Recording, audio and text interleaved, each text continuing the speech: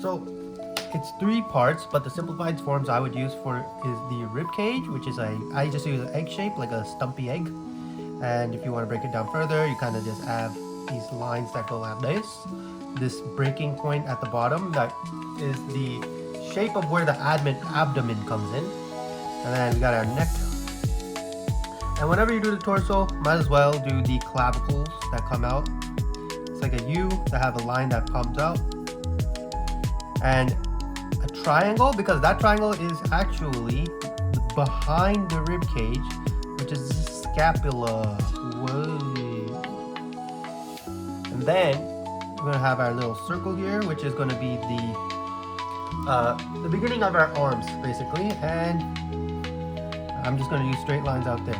Then from the rib cage, we have our sternum, which is kind of like center. It's fairly high up. It's more high up than you would think. It's mainly where the chest is. So wherever the bottom of your chest is, assume that's where the bottom of your rib cage is. And then the spine basically keeps going down, straight down, and it kind of widens out as you go further down because it basically connects to the pelvis, which is also a U. It looks like a weirder version of the collarbones that I put up here, which look like bicycle handlebars. But I like to also say it kind of looks like Mickey Mouse without the top of his head. So I'm just going to draw a round shape here, and then the big ears for the Mickey Mouse ears. And then you just add some cheeks to the Mickey Mouse face here, and then these cheeks connect to the legs. Whoa. And that is the basic bone structure of the torso, and all that's basically the anatomy you need to know. The important parts are where the bone actually show, which is the collarbone, the hips, so this part of the hip, which I just call it like the upper hips. Like you could see it on a person. It's usually what makes that V shape some people have. So you could say this is the actual hip bone. And this is the leg. So this is the protrusion of the leg. So beginning of leg. Then from the side, so from the front, it actually looks pretty straightforward. So this is the egg shape, and then we got our Mickey Mouse head, which is a circle, and there's 2 ears, and their cheeks turn into the legs of the person. Now from the side, there's a balance thing that happens with the torso area, where it kind of has an S shape with the spine, like a really kind of, I would say like a flatter S. So if this is an S, it would be more like this, right? So, and then at the end, it's like it has like, this is where the neck is basically, and then the egg shape still kind of works, but it's tilted at an angle. And then we have our scapula at the back here. Scaps. I'll also indicate that this is the scap here. And it's a triangle basically.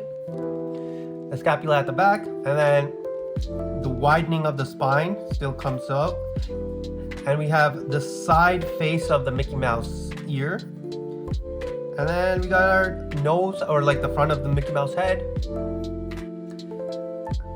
But at the back it has a hook. But that's basically the pelvis area, and we're going to draw where the leg would be, which is usually near the bottom corner, and it's just a straight line down, and that's our legs. You might notice that I have this pointing towards this way, and this is pointing towards this way, like the position kind of angles. So shoulder and the bottom of the rib, and then the top of the pelvis kind of angles that way, the bottom of the pelvis angles that way. So it's like 2 arrows that kind of point where the balance of the body is when the average person is standing. Now the back of the body, because you could still use the egg shape. It still works perfectly fine because it is just the back of this shape. And then we're going to have our spinal column, and it widens out near the bottom. And you could use the Mickey Mouse shape again because that's basically what it is. there's these circles at the bottom here, look like the upside down frog, but you don't have to really worry about that. And then the protrusions of the Mickey Mouse cheeks. And then we got a little bones. Now, the reason why I want to talk about the back of the body is because I want to talk a little bit about the scapula, which basically fills out that form. Because if we didn't have our scapula, our arms would be a lot more in and closer a bit. So the scapula is this cool triangle shape that adds more definition and more width to our torso than if we didn't have it. And it's basically the end of the scapula where our arms are. So you're just gonna add those. Bada bing, bada boom. So those are the important parts of the bones you need when you're drawing a torso or a human body. Now let's add the muscles and the skin to add a little bit of girth and thickness to our figures that I drew here. So the neck we know has the sterno, which is this thing that connects to the collarbones, and that allows us to move our head. And then from here I'm going to add the lats right here, and then the shoulders or deltoids are basically these round balls that kind of slide in, and that's the shape you'll get. So there, and then right here that connects is our bicep and our triceps. We'll talk about arms next week, so I'm kind of just getting the shape. So a lot of the shapes of muscles, especially on the arms, are very teardroppy, so they're usually very like this. And then you could assume that this would go down like that, and then from here this end, and then elbow here, and the chest would come out from here. So from this area at the top, I'm going to add a U, and I'm trying to get it to match with where I stop my sternomastoid part here, or the sternum. So this would be your chest. So I'm going to darken where the collarbone is and the neck is. You should add a little shading for where the collarbone reaches, where these traps and stuff reach the collarbone. Now the chest doesn't have to be like this U shape. It could always be different depending on the person, but generally it's fairly like boxy or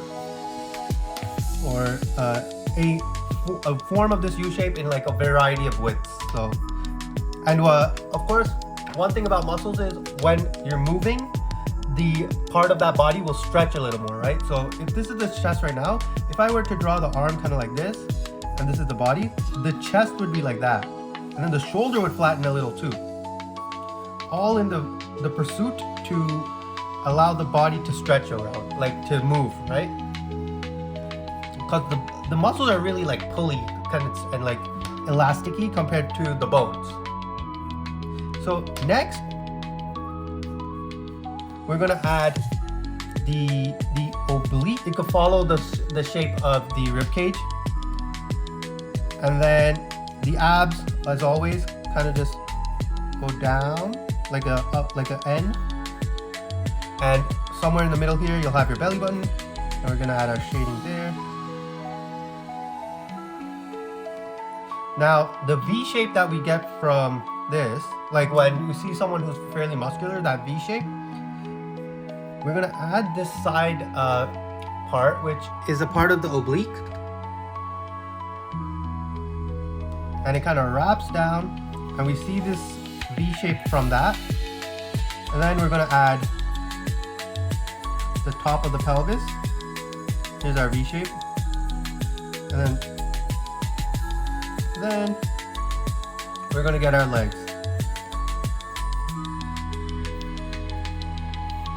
which basically has a very similar shape to the arms, but that's not what we're focusing on right now. So now from the side, when we're adding the muscles, I'm gonna add this back triangular shape, which is a big muscle on your back that helps to hold your scapula and helps to move your arms up and down, and a lot of your back muscles.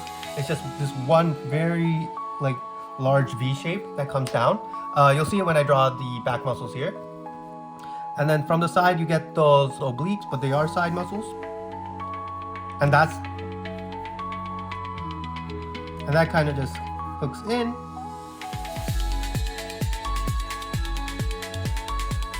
and it's shaded there.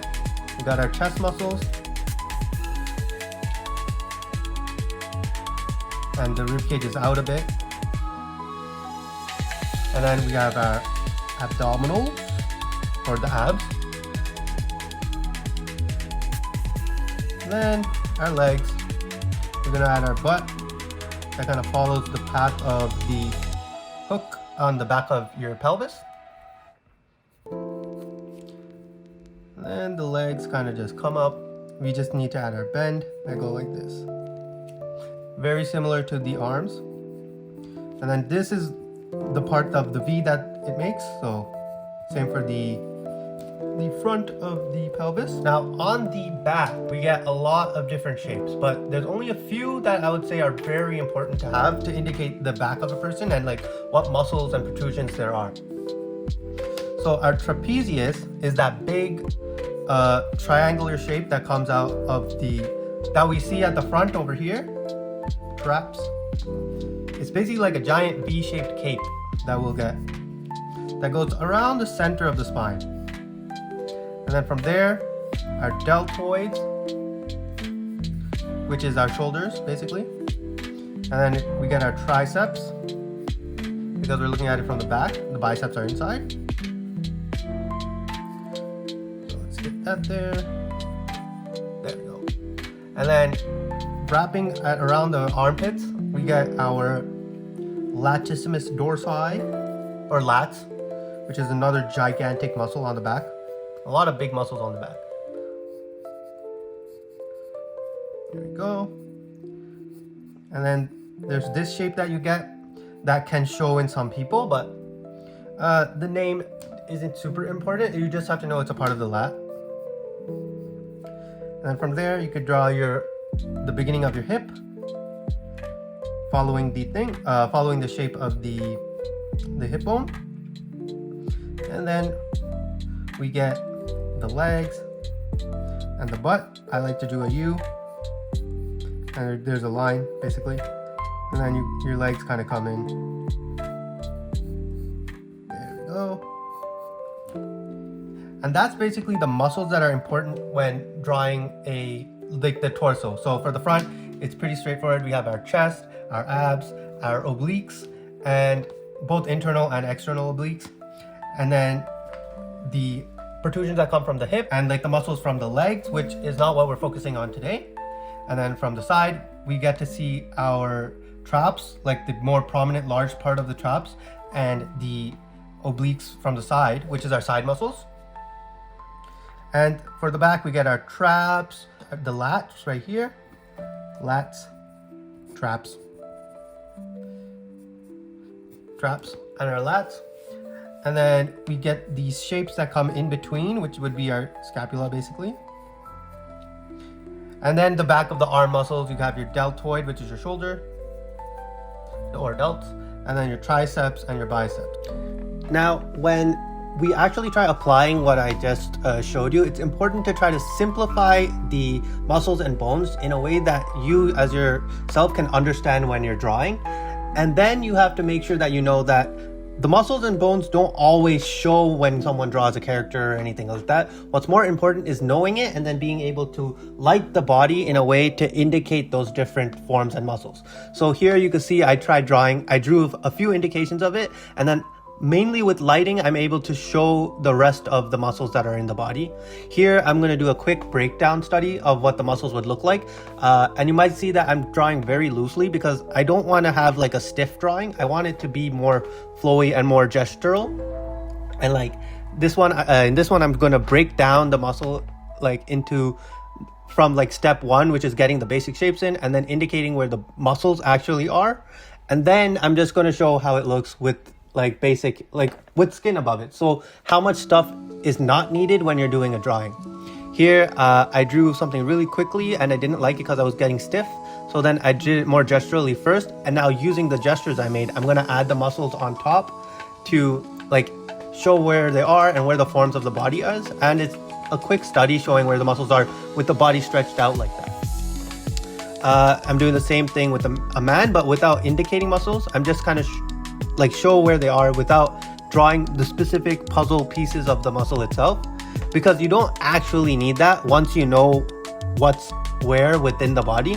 You just need to show like what things will have more volume compared to the other parts of the body. So here's a quick front sketch of a man, and I'm going to do a woman next. But as you can see, all I showed was the chest and where the sternum is, a small indication for the abs, and that V shape from the hips itself.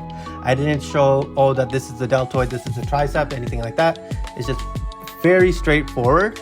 And now here I wanted to do a more gestural drawing with a big movement. So I did my main shadows. I did an outline of kind of where the muscles would be. And just with the shadows, I'm indicating what I feel like I need to actually show to the viewer.